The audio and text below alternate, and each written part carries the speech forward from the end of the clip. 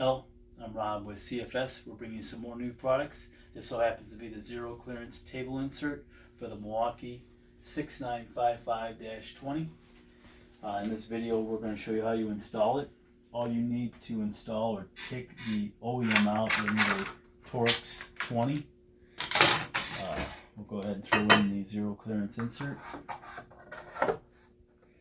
On this saw, there happens to be one screw that's shorter than the rest, so you'll want to put that one in that location it came out. It happens to be the upper right hand corner.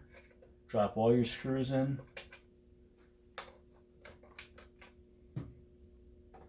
Then I go ahead and starting these, finger tighten them, or finger starting them, and then definitely use a hand Torx doing these. I don't recommend using a power driver. The screws are so short, they're fine thread, you'll most likely cross thread them.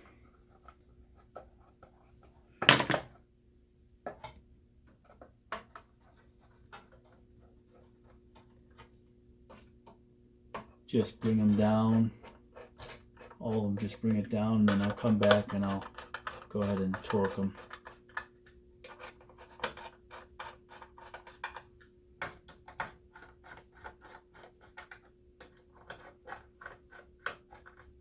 Just torque it.